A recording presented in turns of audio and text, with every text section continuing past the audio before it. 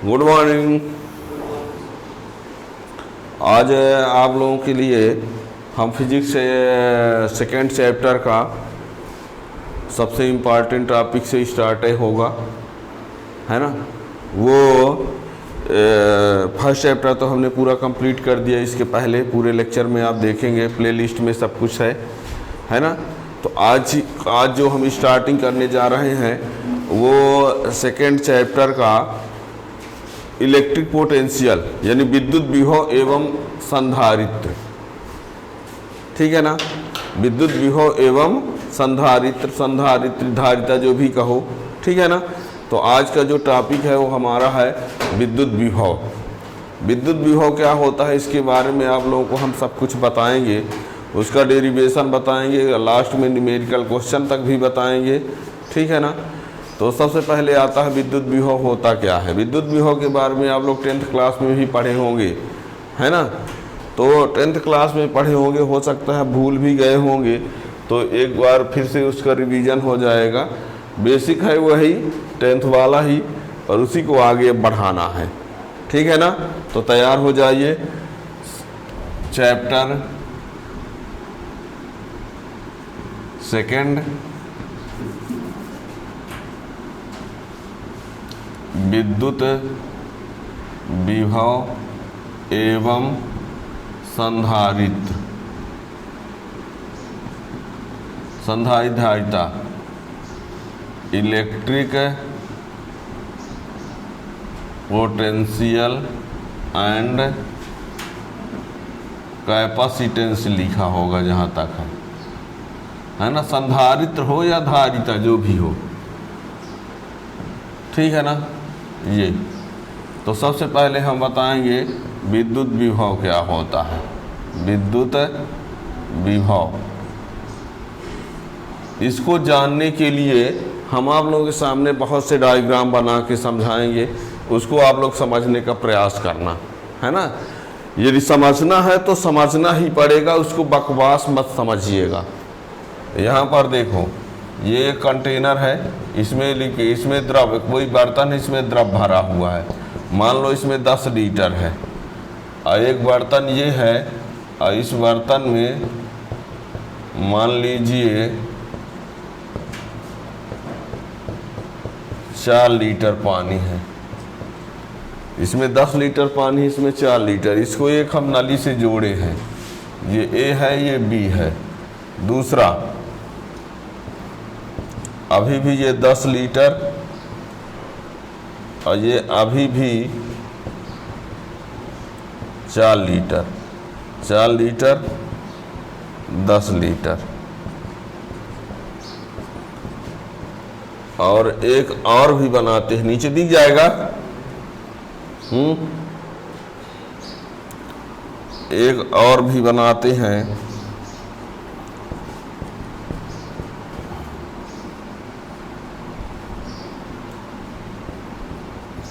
इसमें भी 4 लीटर और ये 10 लीटर। ये ए बी, ये इसमें देखिएगा, इसमें भी एक ट्यूब से कनेक्ट है, इसमें भी एक ट्यूब से कनेक्ट है। इसमें ए बी। हम क्या कहना चाहते हैं समझने का प्रयास करना। समझ जाओगे, कभी ज़िंदगी में कभी भूलोगे नहीं समझोगे, ज़िंदगी में कभी बनेगा भी नहीं।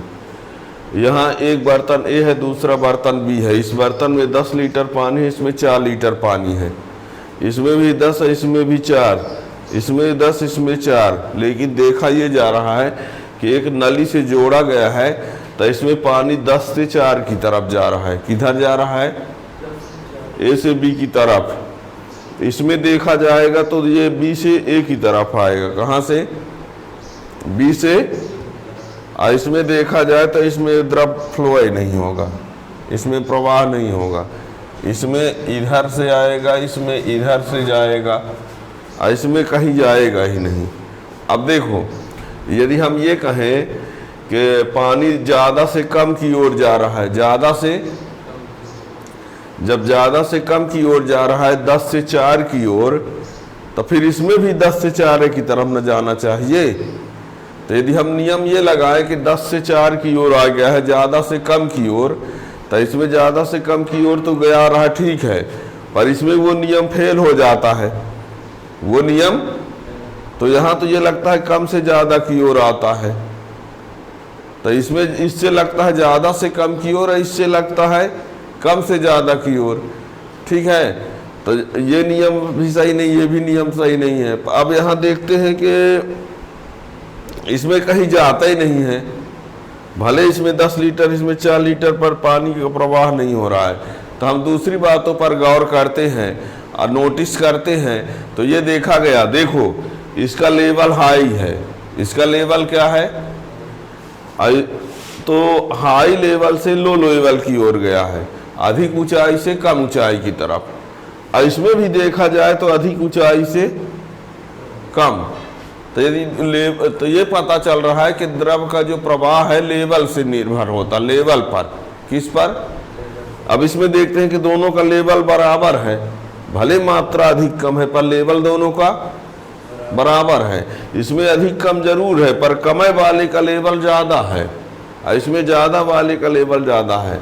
तो हमने ये देखा कि जो द्रव का प्रवाह होता है वो द्रव की मात्रा पर निर्भर नहीं है।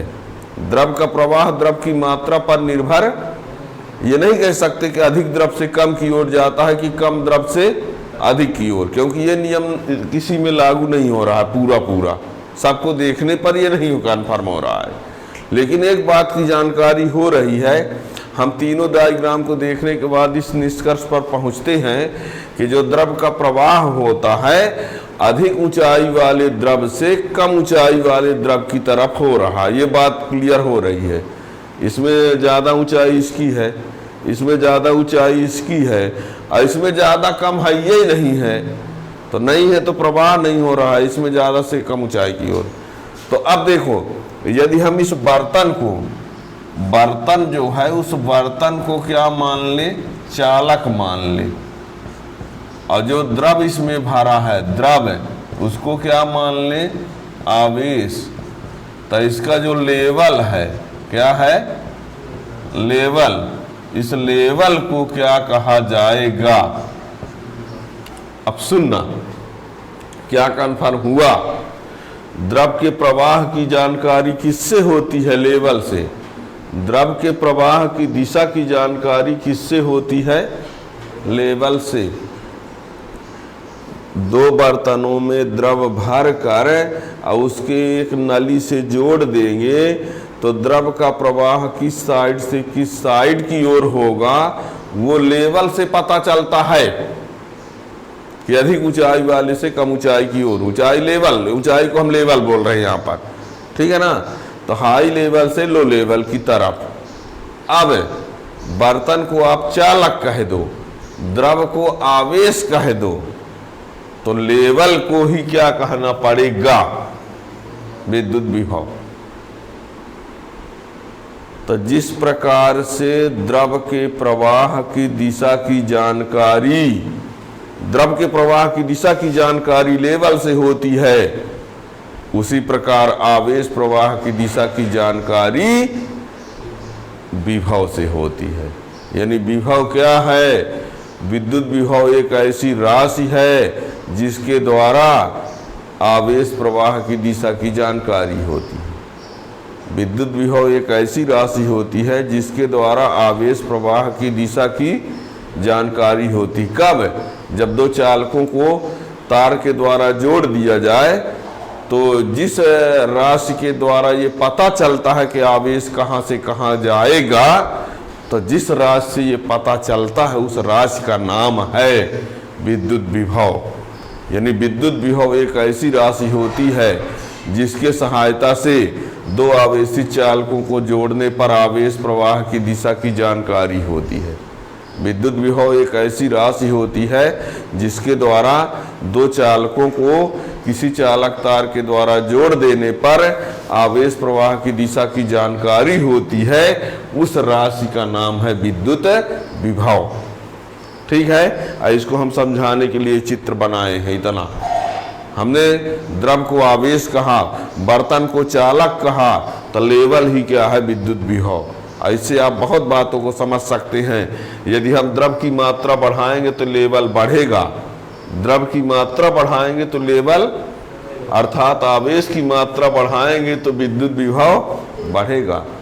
समझो, द्रव की मात्रा बढ़ाएंगे तो लेवल बढ़ेगा, और द्रव को बोल दो आवेश और लेवल को बोल दो विभव। तो क्या कहोगे, किसी बर्तन में, बर्तन ना कहो अब, चालक, तो किसी चालक में आवेश की मात्रा बढ़ाने पर विद्युत विभव बढ़ेगा।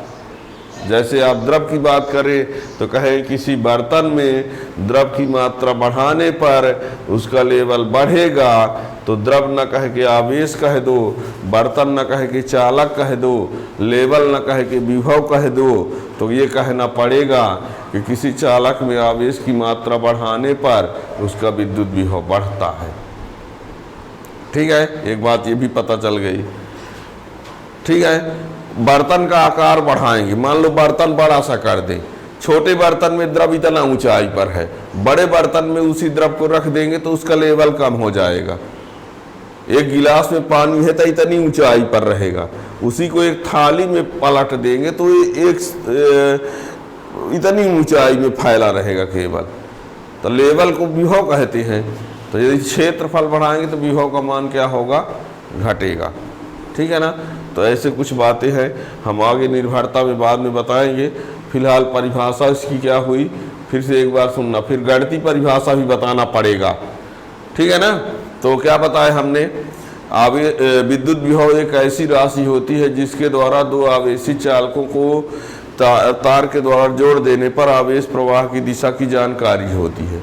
या ये कह दो कि दो आवेशी चालकों को किसी चालक तार के द्वारा जोड़ देने पर आवेश प्रवाह की दिशा की जानकारी जिस भौतिक राशि से होती है उस राशि को विद्युत विभव कहते हैं। ठीक है ना। ये मेन परिभाषा है। अब गणितीय परिभाषा तो उसको अलग से हम बताएंगे ही। ठीक है ना। तो पहले ये वाली परिभाषा लिख देते हैं।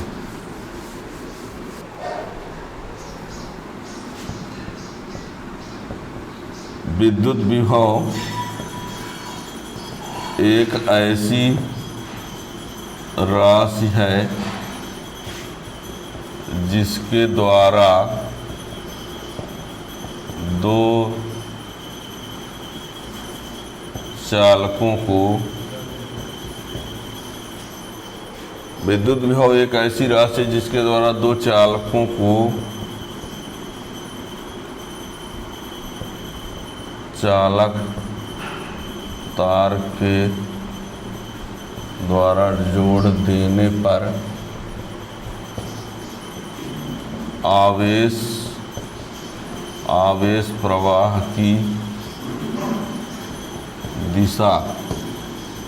प्रवाह की दिशा की जानकारी होती है। यानी आवेश प्रवाह की दिशा की जानकारी जिसके माध्यम से होती है उसी का नाम है विद्युत विभव। हमने इतना समझाया पूरा द्रव के लिए लेकर। विद्युत विभव एक ऐसी राशि जिसके द्वारा दो चालकों को चालक तार के द्वारा जोड़ देने पर आवेश प्रवाह की दिशा की जानकारी होती है। इसे भी से प्रदर्शित करते हैं। गणितीय परिभाषा,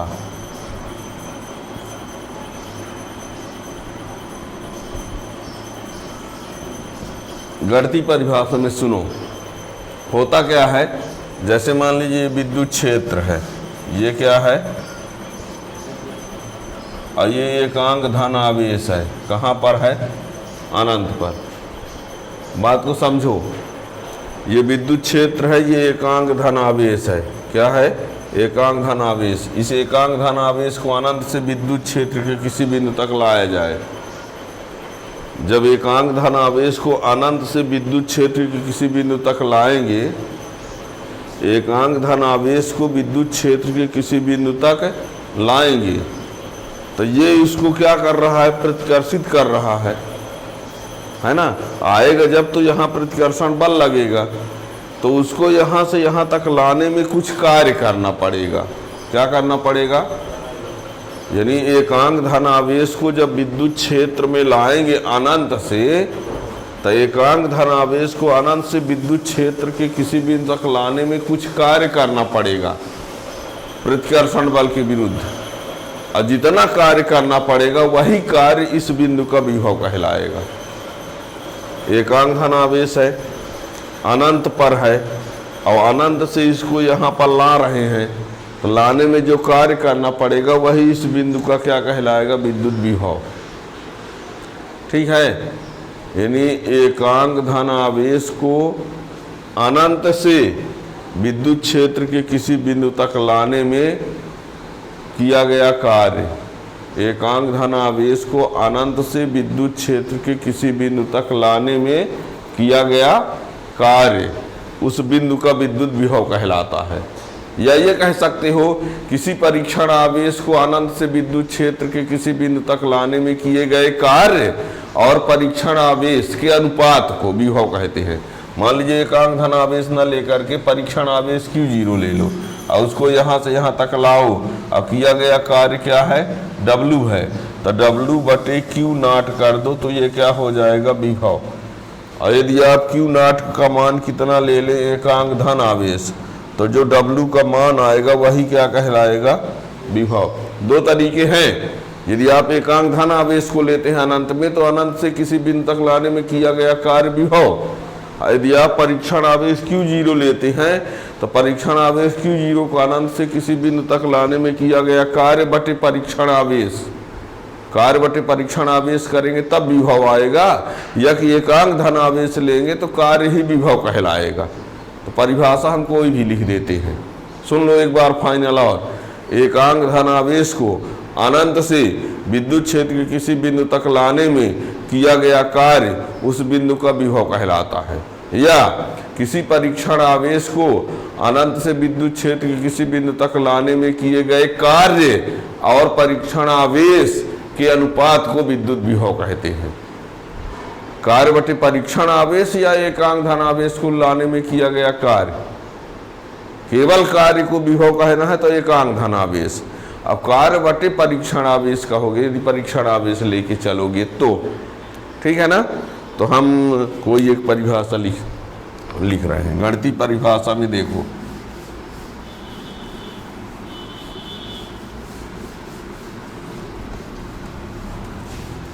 विद्युत विभव की गणितीय परिभाषा, ठीक है ना। गणितीय परिभाषा विद्युत विभव की, ठीक है। एकांक धन आवेश को अनंत से विद्युत क्षेत्र के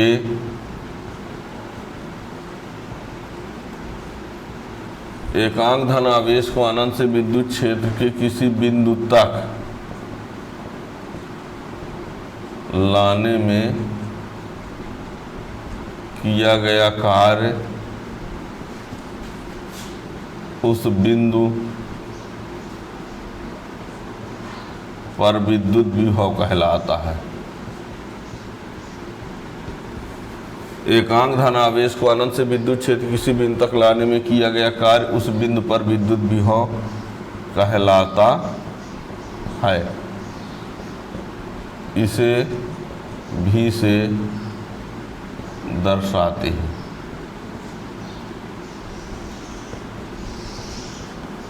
यदि परीक्षण आवेश Q0 को अनंत से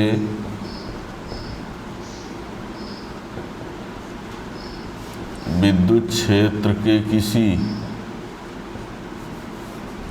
यदि परीक्षण आवेश Q0 को अनंत से विद्युत क्षेत्र के किसी बिंदु तक लाने में किया गया कार्य W है, तो विद्युत विभव V बराबर W/Q0,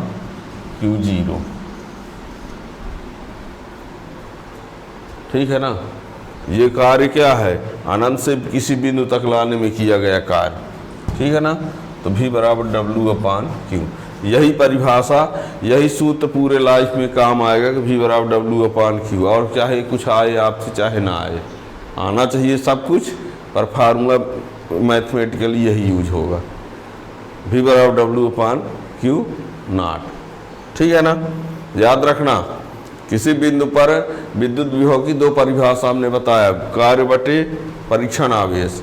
यदि परीक्षण आवेश को एकांक धन आवेश से ले लिया जाए तो कार्य ही विभव कहलाएगा, ठीक है ना। ये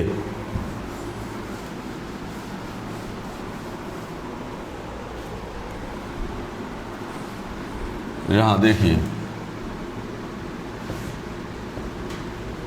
मात्रक V बराबर अब W/Q। अब यहाँ पर ये सूत्र हुआ, तो ये जूल बटे कूलाम, जूल कूलाम इनवर्स, ठीक है ना,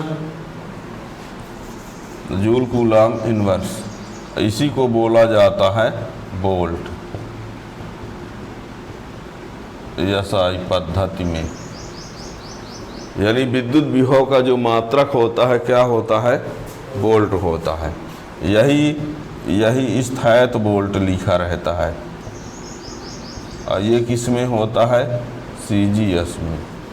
इसी को आयब वोल्ट लिखा रहता है, और इसको बोलते हैं इलेक्ट्रोमैग्नेटिक यूनिट, यानी विद्युत चुम्बकीय मात्रक। विद्युत चुम्बकीय मात्रक इलेक्ट्रोमैग्नेटिक यूनिट। आपसे ये कहा जाए कि विद्युत विभव का विद्युत चुम्बकीय मात्रक बताओ, तो विद्युत विभव का विद्युत चुम्बकीय मात्रक क्या बताओगे, आयब वोल्ट। यदि कहा जाए विद्युत विभव का CGS मात्रक तो स्थायित्व वोल्ट। यदि विद्युत विभव का मात्रक बोला जाए तो वोल्ट, SI ना कहेगा तो भी, ठीक है ना। याद रहेगा, जूल प्रतिकूलाम या जूल कूलाम इनवर्स या वोल्ट, विभव का मात्रक वोल्ट, CGS में स्थायित्व वोल्ट, विद्युत चुम्बकीय मात्रक आयब वोल्ट, ठीक है। जहां 1 वोल्ट बराबर होता है 1/300 स्थायित्व वोल्ट। 1 वोल्ट बराबर होता है 3 × 10 की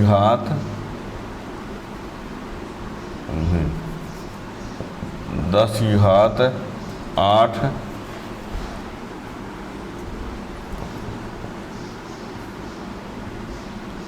आयब वोल्ट,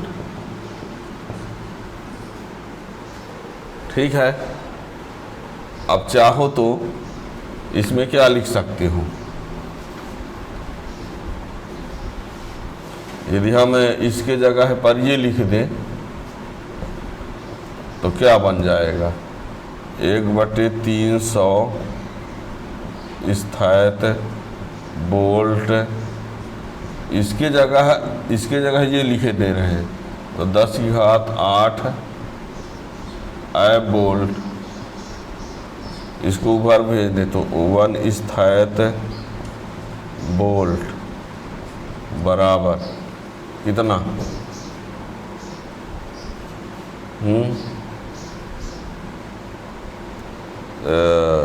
3 × 10 की घात 10 आयब वोल्ट हो जाएगा।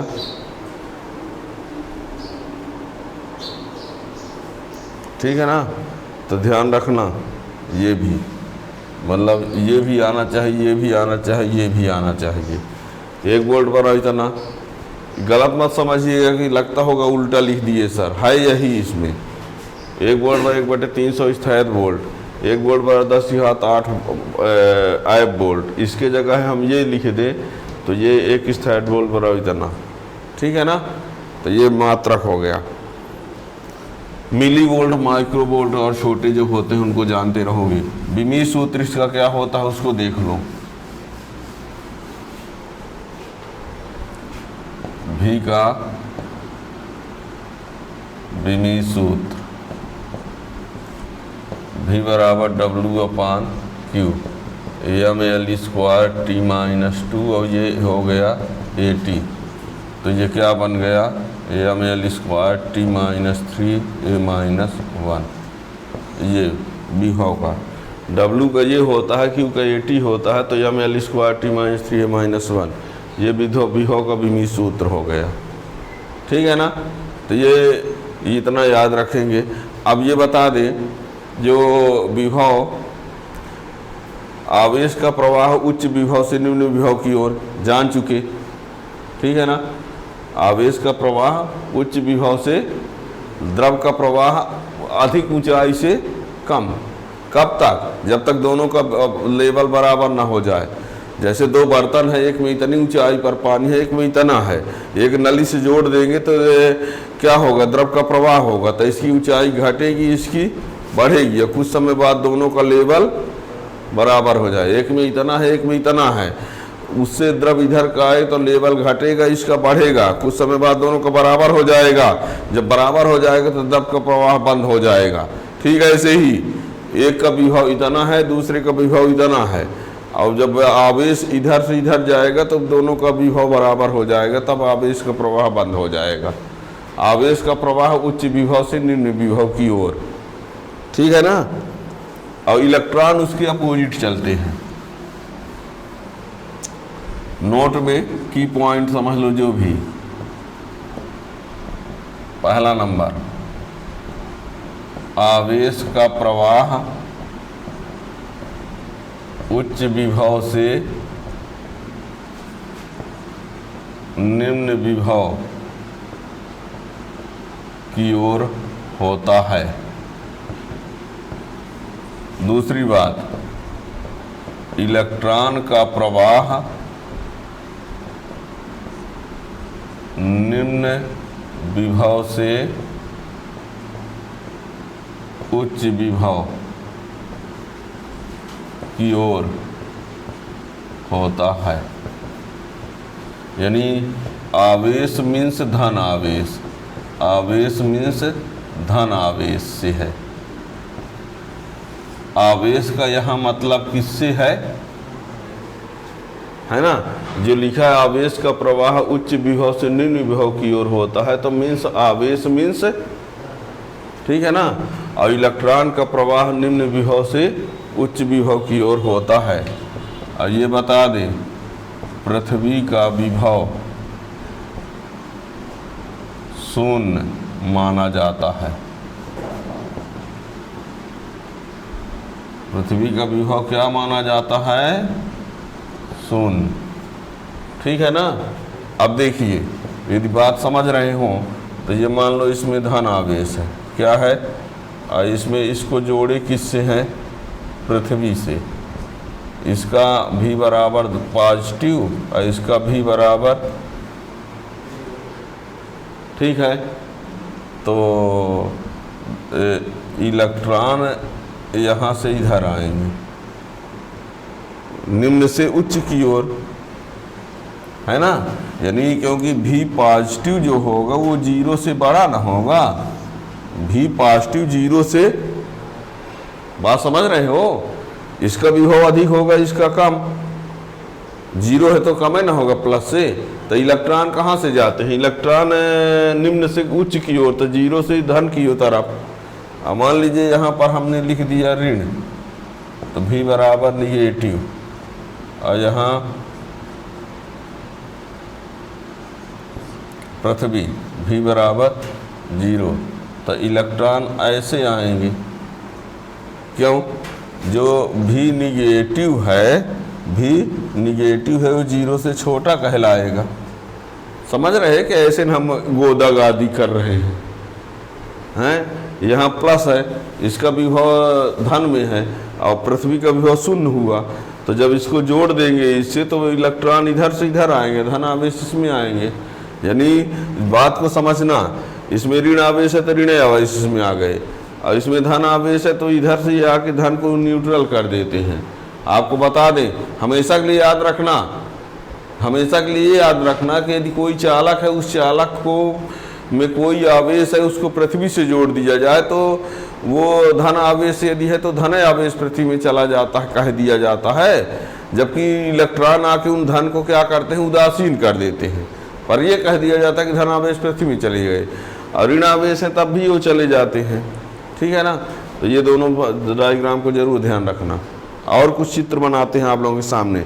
ये आवेश का प्रवाह उच्च विभव से निम्न विभव की ओर होता है, और ये कब तक होता है, जब तक कि दोनों का विभव समान नहीं हो जाता। और जब दोनों का विभव समान हो जाता है तो उस विभव को उभयनिष्ठ विभव कहते हैं।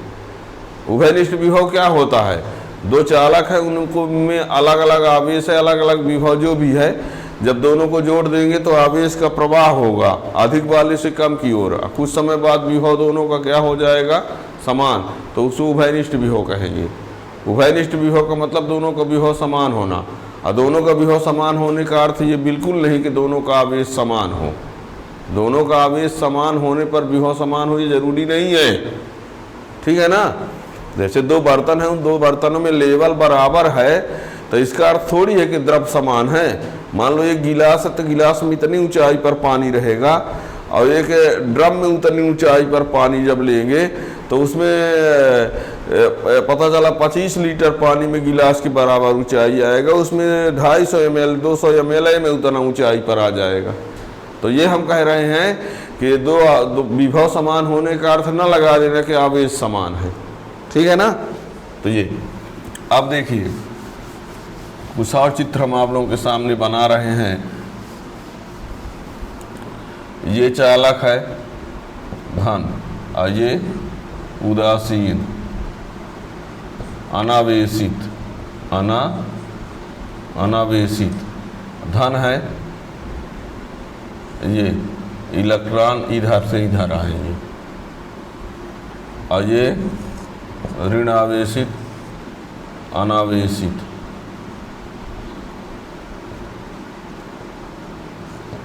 इलेक्ट्रॉन इधर से जाएंगे।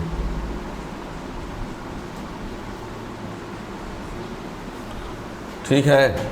और यदि यहाँ पर धन है और यहाँ ऋण है,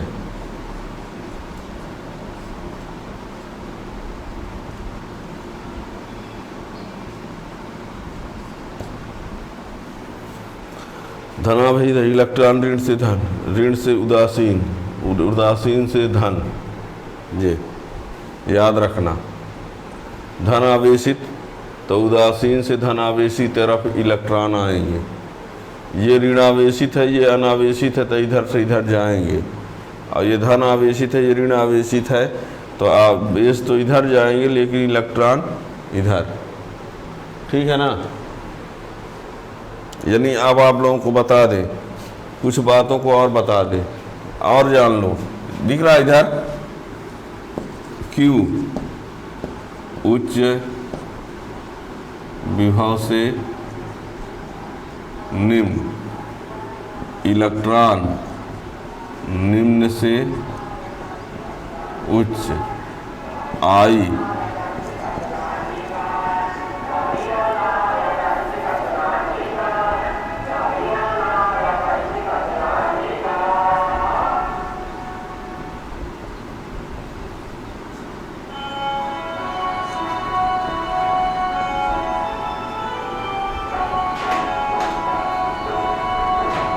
क्या लिखा हमने, आवेश उच्च विभव से निम्न विभव, इलेक्ट्रॉन निम्न से उच्च, और I धन आवेश की दिशा में या इलेक्ट्रॉन के विपरीत दिशा में।